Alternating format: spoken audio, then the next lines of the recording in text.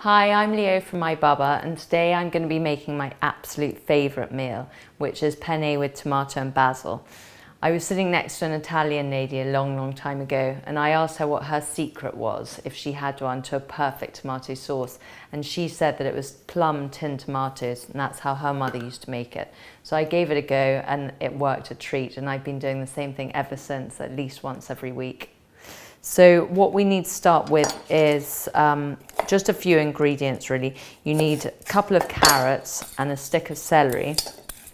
You need 1 clove of garlic and 1 white onion, and you need to dice them as finely as possible really. And also the smaller that you dice them, the quicker you can make it.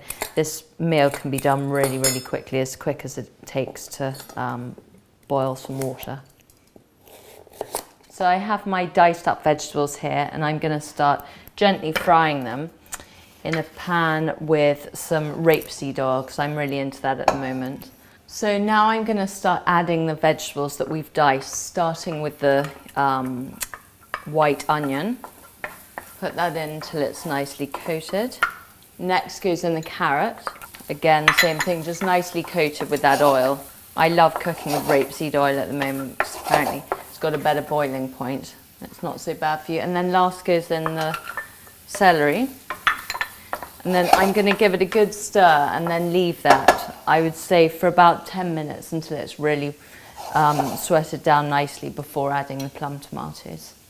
So these have been gently simmering away for about 10 minutes and they're looking perfect now. So I'm going to add the plum tomatoes, 2 tins. And I've already put on the water to boil now, because really 10 minutes should be plenty for this all to come together. You can do longer if you want. If you leave it for an hour, I mean, it's really delicious, but I'm always in such a hurry. So at the stage that I put these plum tomatoes in, I also put the water onto the boil for the pasta. Because they're plum tomatoes, they need a little bit of work, pushing them down and mixing it all together.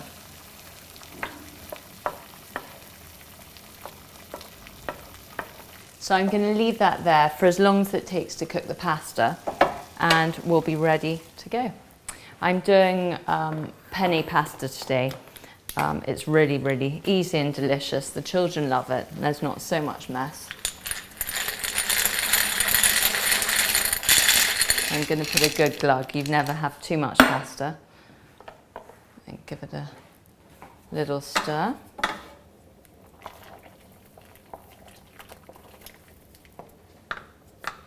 And then in 10 minutes time, we'll be ready to whiz this up in the blender. So the pasta's almost ready. So now it's time to finish off the sauce. And I like to put just a hint. We don't have too much sugar in our house, so I like to put just a hint of balsamic vinegar, which gives it that sugary taste. Good bit of pepper and a nice pinch of salt or 2. And then I'll stir it all in again. So now it's time to put it in the blender. Nicely come together. And this bit you've got to be really careful, because it's very hot. If you've got time, I would leave it to cool right down, at least 5 or 10 minutes. But if you're in a hurry, just be very careful. And obviously this is not one for the children to do.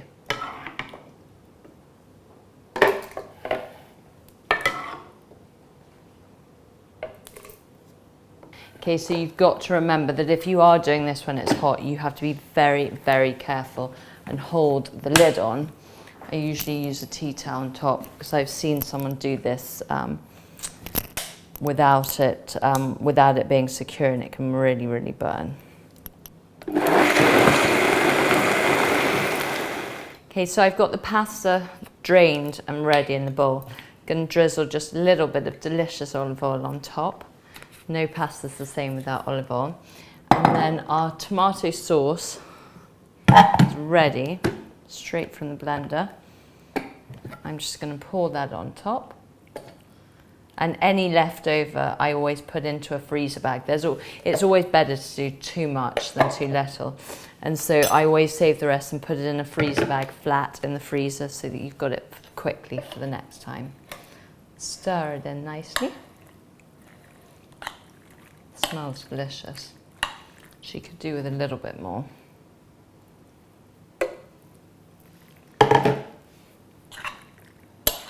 So now for my favourite bit, to finish it off, a few bits of basil. I usually serve this with a little pot of basil like this on the table for the children to do it themselves, especially if they're a bit fussy. And the variations of this pasta is you can always put something like even cheddar cheese on it, my son loves, or a bit of parmesan, a little bit of mozzarella. And my husband loves it with a little bit of chili sauce on top. But for now, we're just going to have plain penne pasta for the children with a tomato and basil sauce.